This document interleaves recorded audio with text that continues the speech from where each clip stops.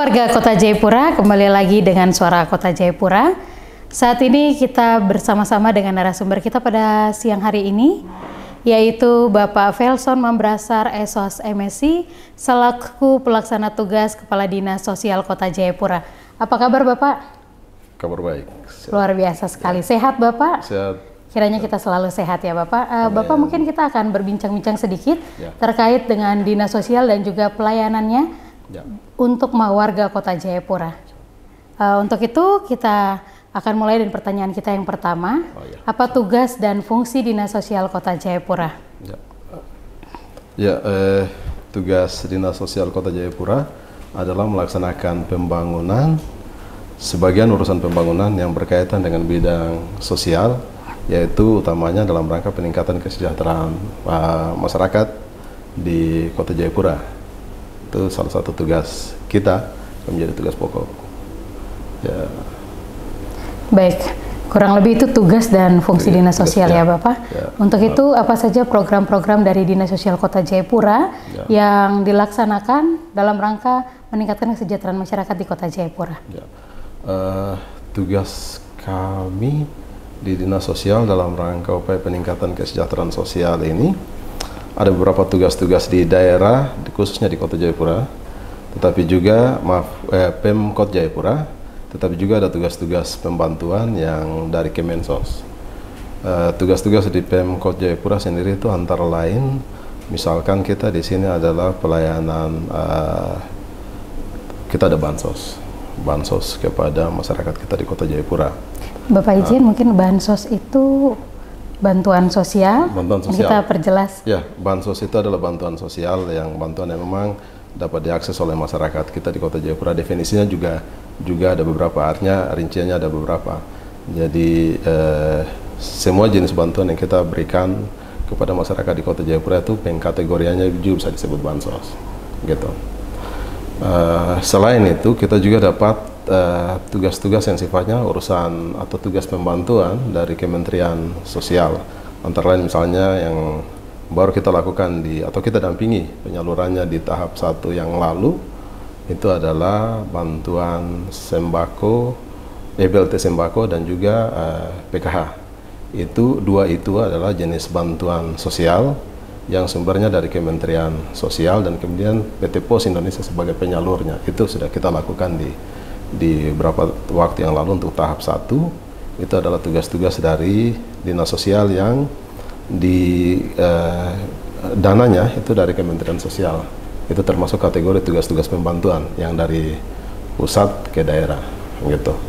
Selain itu tugas-tugas kita Dinas Sosial di pemerintah Kota Jayapura, kita menangani sejumlah urusan, diantaranya adalah kita mengurus antara lain anak yatim piatu, anak jalanan, kita mengurus juga lansia, kita mengurus juga disabilitas. Disabilitas nanti rinciannya juga banyak lagi, kita ada beberapa kategori. Kita juga mengurus misalkan ODGJ, kita mengurus juga pelayanan terhadap mayat terlantar dan juga pemulangan orang yang adalah warga Kota Jayapura, katakanlah dia terlantar di daerah lain di Indonesia ini, ketika dikonfirmasi bahwa ada warga Kota Jayapura yang sedang terlantar di tempat yang lain, kita membantu untuk proses pemulangannya. Atau sebaliknya, kalau ada warga dari tempat lain yang ternyata dia ingin pulang, dalam kategori dia susah sama sekali dan kemudian perlu dibantu, kita koordinasikan untuk dibantu dari Kota Jayapura untuk pemulangannya. Antara lain itu tugas-tugas Dinas Sosial. Baik Bapak, selanjutnya jenis pelayanan apa yang bisa diakses masyarakat Kota Jayapura melalui Dinas Sosial Kota Jayapura itu sendiri? Ya, kita sampai dengan saat ini ada salah satu urusan kita yang merupakan tugas bersama atau tugas yang kita kerjasamakan dengan organisasi lain di luar kita, itu adalah pelayanan BPJS Kesehatan. Pelayanan BPJS Kesehatan itu merupakan program salah satu juga jenis bantuan sosial, tetapi dalam konteks pemberian layanan kesehatan tetapi dikerjasamakan antara Pemda dengan BPJS Kesehatan. Itu sharing dana antara pemerintah Kota Jayapura dan BPJS Kesehatan itu yang kita lakukan di Kota Jayapura untuk membantu warga kita di Kota Jayapura. Selain itu juga ya kita juga ada bantuan lain yang memang bisa diakses oleh masyarakat kita di Kota Jayapura, dan sehubungan dengan itu mesti masyarakat kita, dinas sosial ini kan ada di sini, bisa berkunjung ke sini supaya bisa bertanya kira-kira apa yang bisa diakses oleh masyarakat kita. Kira-kira gitu. Baik Bapak, itu jenis-jenis pelayanan yang bisa diakses oleh warga Kota Jayapura. Mungkin ada syarat khusus atau spesifikasi terkait masyarakat seperti apa yang bisa datang ke dinas sosial kemudian mengakses pelayanan-pelayanan yang ada di dinas sosial itu sendiri. Ya benar. Karena bantuan atau jenis pelayanan kita di Kota Jayapura ini peruntukannya dalam rangka peningkatan kesejahteraan masyarakat di Kota Jayapura. Maka yang kita prioritaskan atau yang bisa dilayani adalah warga masyarakat Kota Jayapura yang berdomisili di Kota Jayapura dan dibuktikan dengan dokumen kependudukan. Jadi tidak sekedar dia berdomisili, tapi dia memiliki dokumen kependudukan Kota Jayapura, antara lain KTP atau kartu keluarga. Mengapa demikian? Karena semua jenis layanan yang kita berikan itu berbasis NIK. Jadi ketika nanti misalkan kita mau proses untuk dilayani, dibantu misalkan, nanti yang dicek itu adalah ada NIK-nya atau tidak. NIK yang membuktikan bahwa dia adalah warga Kota Jayapura, warga negara Indonesia yang berdomisili di Kota Jayapura dan menetap sebagai warga Kota Jayapura, gitu. Karena itu masyarakat kita perlu tahu juga informasi-informasi seperti ini. Baik Bapak, terkait dengan pelayanan-pelayanan yang bisa diakses juga, kita ketahui bersama bahwa saat ini pemerintah telah melakukan efisiensi.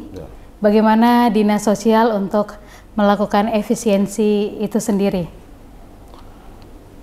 Dalam rangka mewujudkan efisiensi yang merupakan amanat secara nasional kepada semua daerah di Indonesia ini, karena terkait dengan kebijakan Presiden untuk melakukan beberapa hal yang memang dipandang perlu untuk kepentingan pelayanan publik, maka termasuk Dinas Sosial Kota Jayapura, kita juga mempedomani ketentuan itu. Jadi kegiatan-kegiatan yang sifatnya memang membutuhkan biaya besar, tetapi kemudian sasarannya kepada masyarakat yang menjadi tujuan pembangunan ini kalau tidak dianggap perlu, maka ada beberapa bagian yang memang dilakukan penghematan, dan mekanismenya pun melalui pembahasan bersama-sama dengan tim antara lain keuangan, Bapeda, untuk memastikan bahwa memang betul upaya efisiensi ini betul dilakukan juga oleh dinas sosial, dan itu kita patuhi ketentuan-ketentuan itu. Berarti dengan efisiensi ini tidak begitu mengganggu program yang berjalan terkait dengan pelayanan pada masyarakat di Kota Jayapura, Bapak? Sejauh ini kita tidak terganggu karena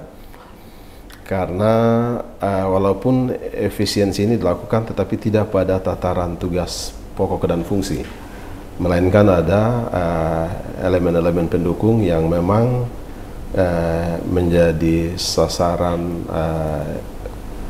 ketika dilakukan upaya efisiensi, antara lain termasuk misalnya perjalanan dinas atau perjalanan dinas baik luar maupun daerah yang sekiranya substansinya tidak dalam rangka meningkatkan kesejahteraan masyarakat kita di Kota Jayapura, maka item-item itu menjadi sasaran dilakukan pengurangan atau efisiensi.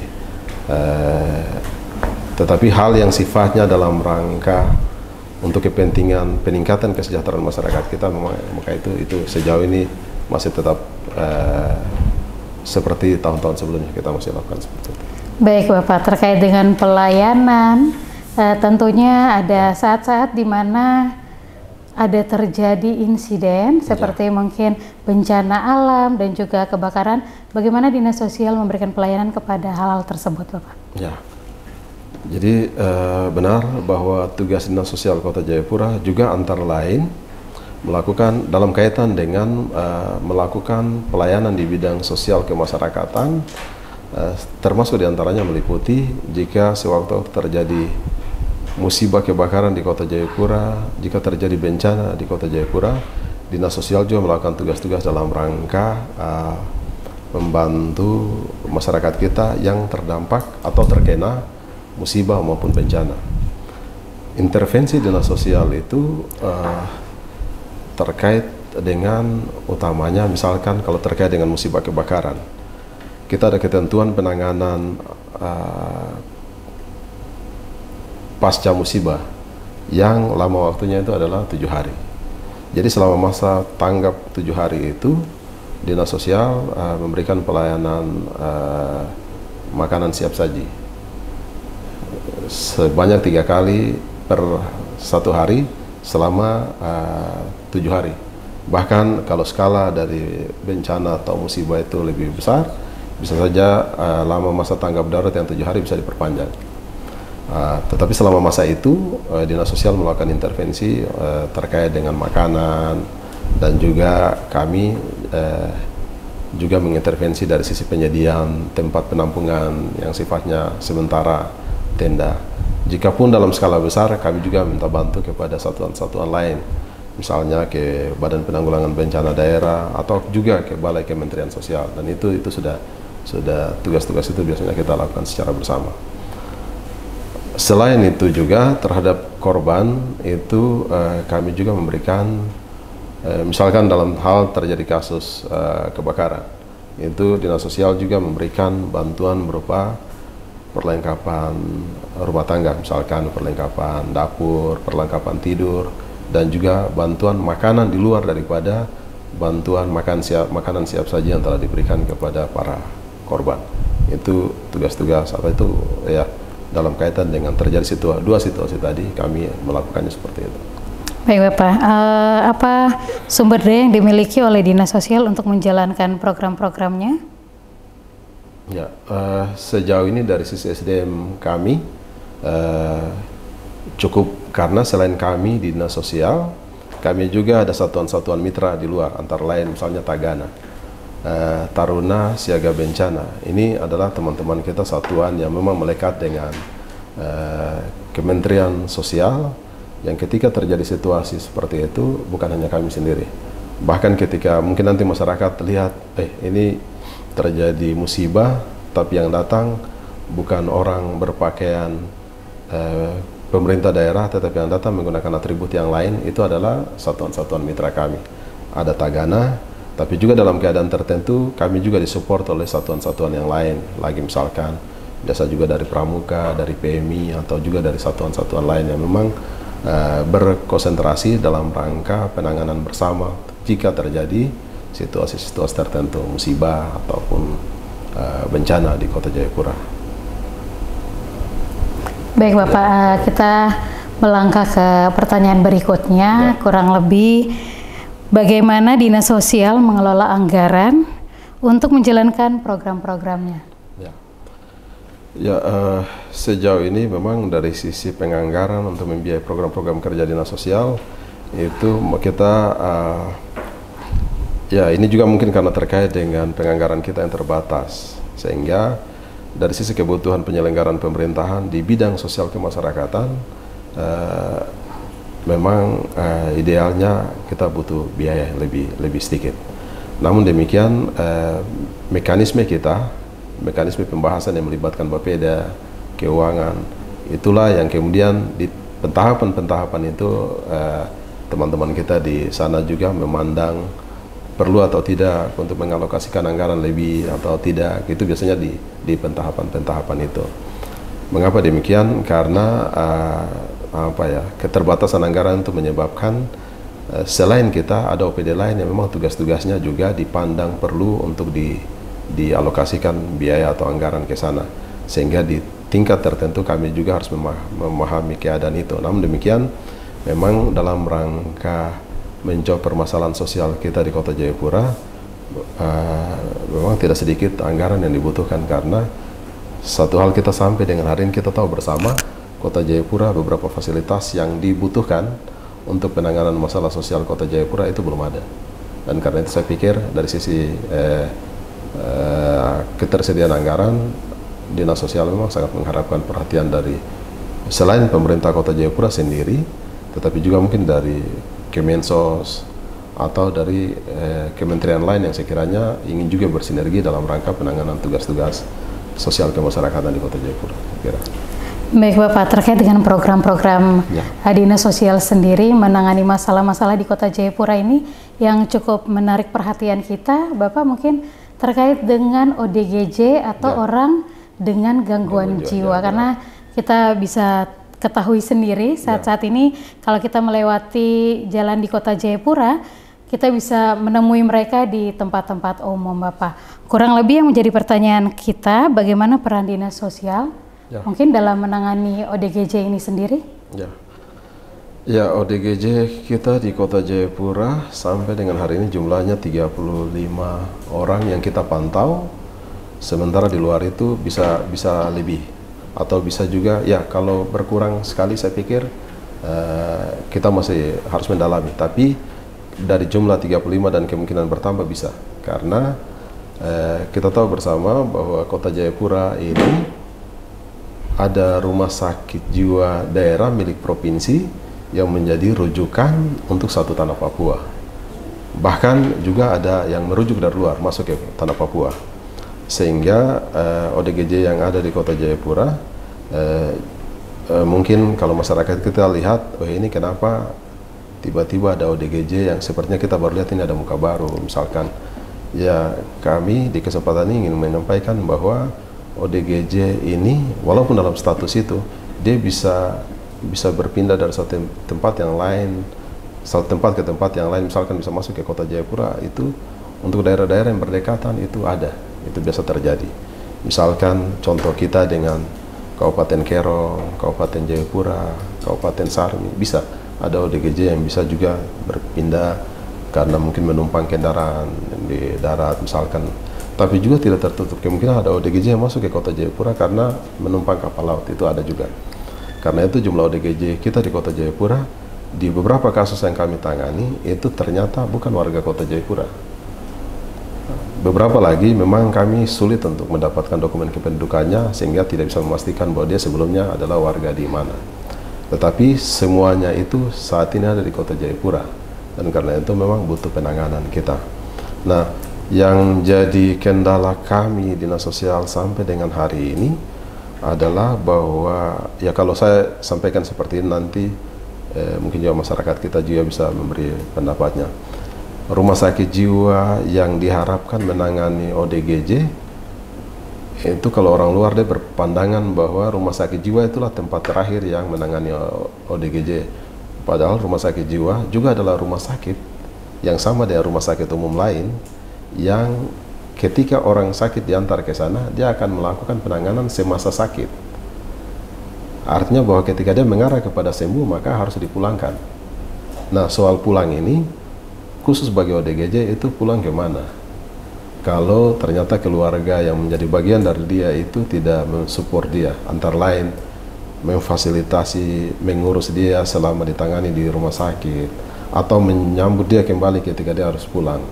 Soal besar kita ada di situ karena kita di Kota Jayapura sampai dengan hari ini kita tidak punya fasilitas rumah transit yang kita harapkan ODGJ setelah dibawa oleh Dinsos ataupun oleh masyarakat umum lainnya ke rumah sakit jiwa selama mendapat penanganan di sana kurang lebih sesuai protapnya rumah sakit sekitar 16 hari misalkan.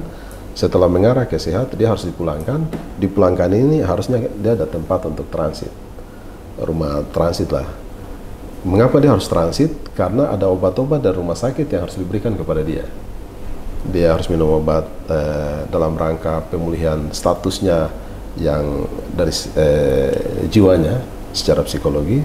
Tetapi kemudian juga di beberapa kasus itu ada penyakit ikutan yang lain. Misalnya dia juga ada TB yang harus di rumah transit harus ada petugas yang mendampingi untuk memberi, dia harus minum obat secara rutin kalau dia tidak ada keluarga.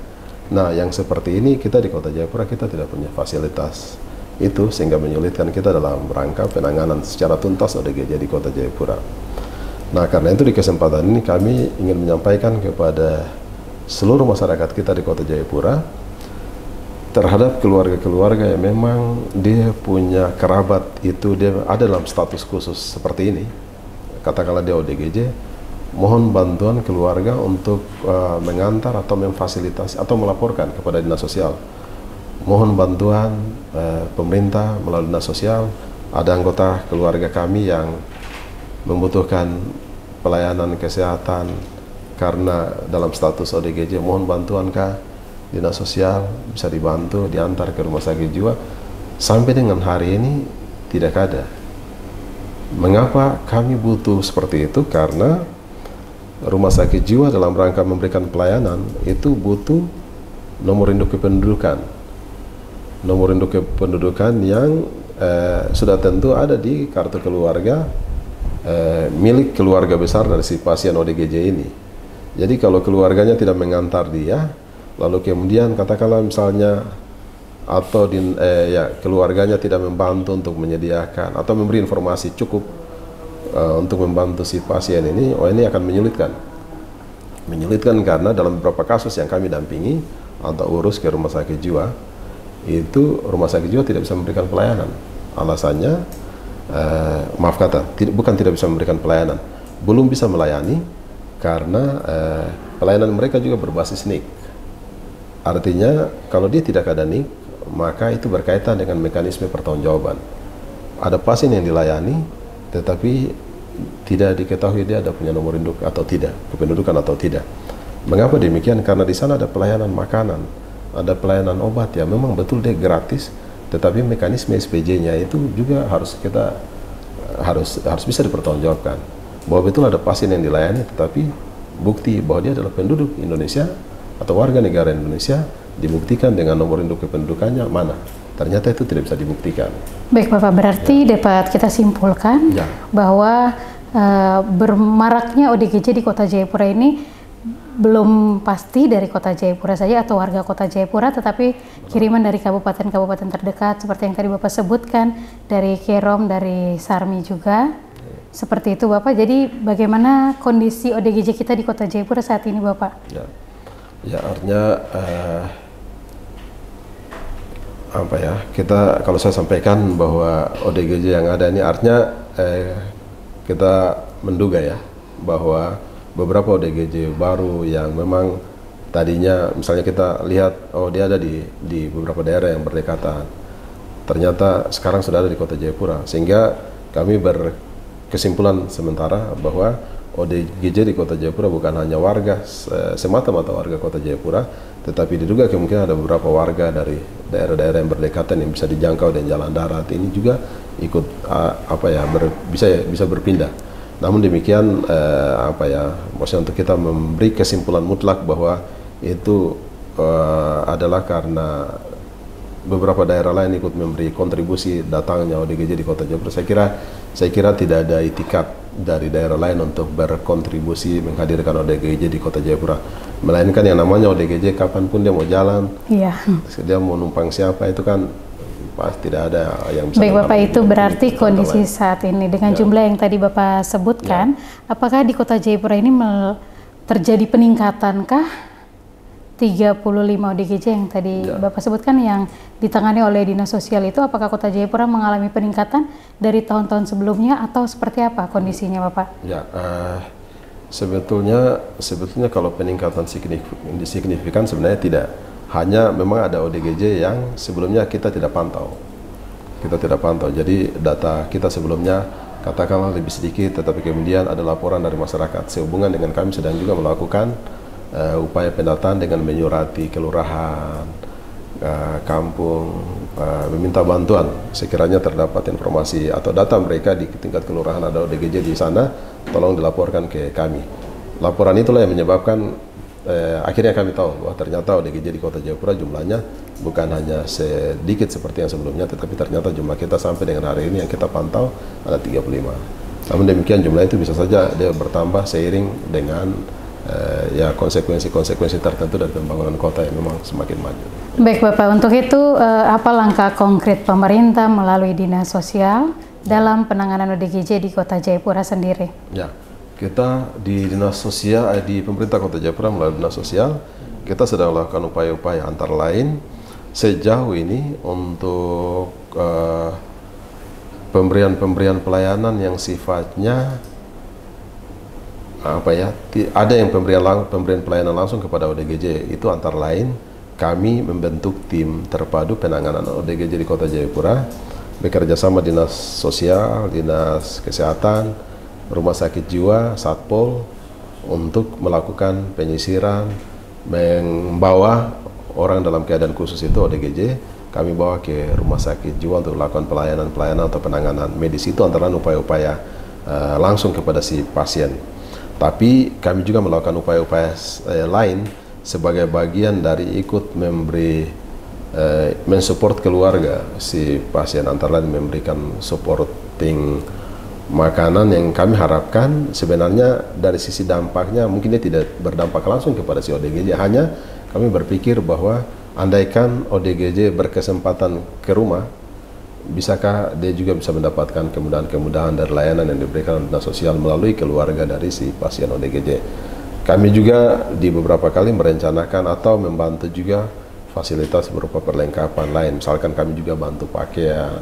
Ya, walaupun kami sulit untuk memastikan apakah pakaian-pakaian yang kami berikan dia bisa pakai. Karena ini juga terkait dengan ketersediaan fasilitas pembinaan secara terpusat yang sampai saat ini belum ada. Semoga nanti di kesempatan ke depan, karena di periode kali ini dengan visi misi Bapak Wali Kota dan Wakil, ini semoga nanti kita bisa ada fasilitas seperti itu yang bisa membantu pelayanan terutama terhadap ODGJ di Kota Jayapura. Baik Bapak, berarti terkait dengan apa yang telah dilakukan oleh Dinas Sosial, tentunya penting sekali peran keluarga dalam menangani ODGJ ini sendiri ya Bapak? Ya. Peran keluarga menjadi penting karena di beberapa kasus yang kami tahu, kami dampingi, itu diduga kemungkinan pasien ini atau si ODGJ ini dia dalam status seperti itu karena soal-soal dari rumah, beberapa diantaranya karena ada permasalahan di rumah, mungkin terjadi depresi, terjadi tekanan-tekanan tertentu menyebabkan ODGJ seperti itu. Nah, karena itu peran daripada keluarga menjadi penting karena mendampingi atau meyakinkan kepada si ODGJ bahwa kami adalah bagian dari dia, begitu. Kami adalah bagian dari yang dia tidak boleh merasakan hal yang lain, tetapi selalu ada keluarga yang turut membantu. Nah, peran itulah yang sebenarnya sampai dengan hari ini sangat diharapkan oleh pemerintah Kota Jayapura melalui Dinas Sosial, bahwa bantulah pemerintah Kota Jayapura, bantulah Dinas Sosial supaya dampingi kerabatnya yang memang dalam status khusus sebagai ODGJ tadi, supaya bisa dibantu, dilayani. Biaya dari pemerintah, kalaupun dibutuhkan makanan dari pemerintah, masa keluarga tidak bisa dampingi? Artinya bahwa biaya atau upaya penanganan sepenuhnya dari pemerintah, hanya dibutuhkan pendampingan keluarga. Mengapa demikian? Karena ya namanya pasien ODGJ, kalau dibawa ke dinas sosial, dibawa oleh dinas sosial atau dibawa oleh masyarakat umum tanpa persetujuan keluarga, itu bisa juga jadi masalah. Itu bisa jadi masalah. Sehingga ya di kesempatan saya juga sampaikan bahwa terhadap masyarakat kita di luar sana yang memang selalu menyoroti dinas sosial kerja apa, itu saya ingin sampaikan bahwa kami dalam rangka penanganan ODGJ juga tidak bisa sebarang. Mengapa demikian? Karena ODGJ di Kota Jayapura ini perlu terhadap beberapa orang itu harus ada izin, ada persetujuan keluarga. Bagi yang ada keluarganya itu perlu ada persetujuan bahwa keluarga mensupport untuk saudaranya, kerabatnya dibawa ke rumah sakit jiwa. Jadi mohon bantuan dinas kah, bantukah, diantar. Tetapi ada beberapa lagi yang memang tidak disupport. Kami kemarin bersama-sama dengan DPR Kota Jayapura rapat kerja, lalu juga ditanya soal ini. Ada ODGJ yang memang ada di rumah tapi keluarganya sama sekali tidak mengizinkan untuk bisa dibawa keluar. Ini juga soal, ini juga kendala kami, karena di satu sisi si ODGJ ini ditahu atau ada tinggal di lingkungan masyarakat bersama dengan orang lain, tetapi oleh pihak keluarga yang menjadi bagian langsung dari si ODGJ tidak mengizinkan untuk ODGJ atau kerabat mereka yang menjadi ODGJ dibawa keluar. Nah, ini juga masalah. Karena Baik Bapak Ijen, mungkin ya, itu masuk pada tantangan ya, tantangan-tantangan dari Dinas Sosial sendiri dalam menangani ODGJ di Kota Jayapura ini. Benar. Mungkin ada yang paling tersulit, apa Bapak mungkin bisa menceritakan sedikit terkait dengan penanganan dan mungkin pengalaman sendiri dari Dinas Sosial seperti itu? Benar, siap. Ya, kita juga ada punya hal lain yang kita antisipasi, itu antara lain ODGJ ini saya harus sampaikan ini. ODGJ ini ada dua kategori. Satu ODGJ dalam yang agresif menurut definisinya teman-teman kita dari rumah sakit jiwa, dan ada ODGJ yang tidak agresif. Pengertian dari agresif adalah bisa menyusahkan dirinya dan orang lain. Dan yang tidak agresif adalah mereka yang mungkin cuma istilahnya makan, tidur, jalan. Dia bisa bikin lucu, orang tertawa, apa seperti itu. Tapi ODGJ yang ada dalam status agresif itu sangat berpotensi bisa menyusahkan orang lain. Nah, dalam rangka upaya penanganan kami sampai dengan hari ini, Dinas Sosial kita masih numpang penanganannya dengan menggunakan fasilitas kendaraan ambulans milik rumah sakit jiwa. Kita tahu bersama ODGJ dalam kategori agresif tadi, kalau Dinsos bawa dengan menggunakan fasilitas mobil ambulans biasa, beberapa kemungkinan bisa terjadi. Bisa saja kalau ODGJ itu dia merontak, dia merusak fasilitas itu. Kalau fasilitas yang rusak tidak apa-apa, karena itu fasilitas milik pemerintah. Tetapi jangan sampai contoh, misalkan kaca atau benda tumpul lainnya atau benda apalah yang ada dalam kendaraan itu bisa digunakan untuk menyusahkan dirinya, bahkan juga bisa mengancam petugas di dalam mobil. Sehingga dalam konsep Dinas Sosial adalah kami butuh semacam mobil patroli ODGJ begitu, yang dirancang sedemikian rupa sehingga begitu ODGJ yang agresif diambil, ditangkap, bawa di borgol atau diamankan dalam satu semacam tempat yang aman buat dia. Ketika dia merontak pun tidak apa-apa, ketika dia bawa jalan, dia jangan sampai kemudian dia merontak kah, lompat kah dari sementara posisi kendaraan jalan. Sebab itu akan sangat berbahaya bagi dirinya, atau bisa saja dalam keadaan tertentu bisa saja petugas yang merasa terancam, bisa saja.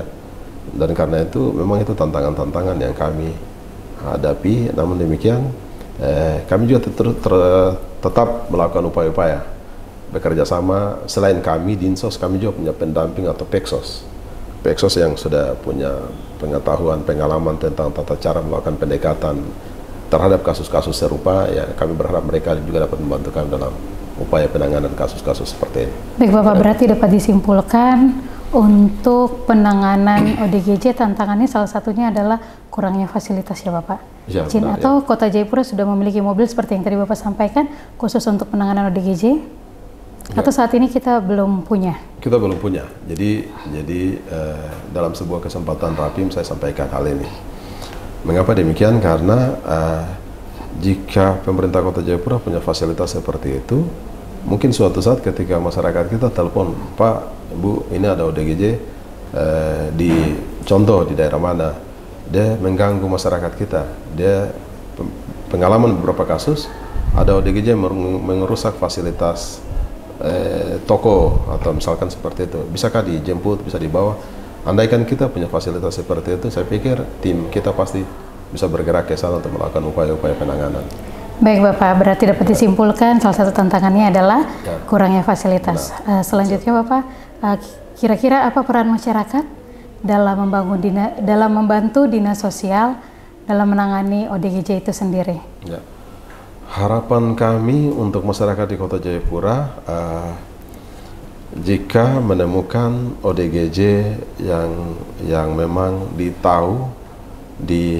diketahui bahwa ODGJ ini keluarganya ada di alamat mana, mohon bisa melaporkan juga kepada dinas sosial supaya kami tetap akan membutuhkan bantuan untuk kami diantar untuk tahu keluarganya, lalu kami juga akan bermohon kepada keluarganya untuk membantu kami dalam rangka melakukan pendekatan.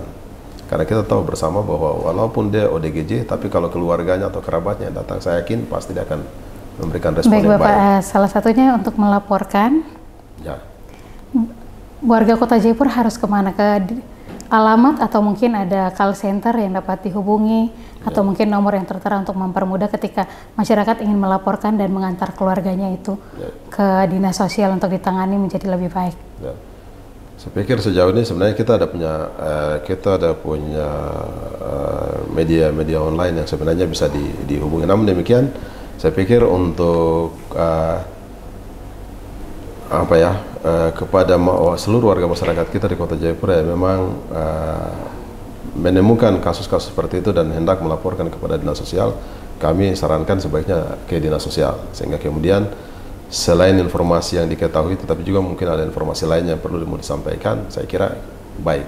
Baik, Bapak, mungkin bisa ditambah alamat dinas kantor dinas sosial Kota Jayapura di mana mungkin bagi masyarakat yang belum tahu bisa sampaikan. Benar ya, Dinas Sosial Kota Jayapura ini ada di kantor Wali Kota Jayapura di Entrop di gedung 2 atau gedung B yang di belakang gedung utama di lantai 2.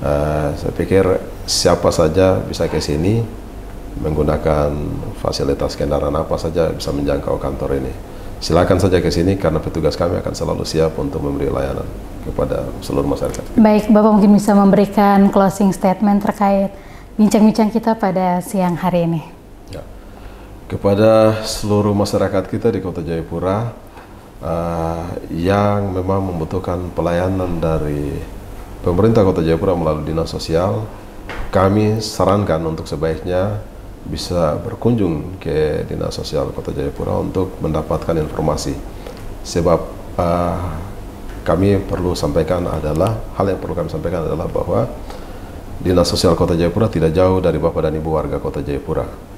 Jangan Bapak dan Ibu tidak datang ke sini lalu kemudian mendapatkan informasi yang tidak cukup atau tidak akurat dari tempat lain, lalu menyulitkan Bapak dan Ibu dalam rangka upaya untuk mengakses jenis layanan yang diberikan oleh Dinas Sosial Kota Jayapura. Kami Dinas Sosial Kota Jayapura juga tidak sendiri. Kami butuh bantuan dari masyarakat Kota Jayapura untuk menyampaikan hal-hal yang memang menjadi harapan, menjadi keluhan warga masyarakat Kota Jayapura dalam rangka upaya peningkatan kesejahteraan masyarakat kita di Kota Jayapura. Demikian. Baik pemirsa, dengan demikian berakhirlah perjumpaan kita pada hari ini. Terima kasih atas waktunya Bapak. Dan terimalah moto pembangunan Kota Jayapura, Hente Cahi Yoonomi Temarni Hanaset. Wan Yambe.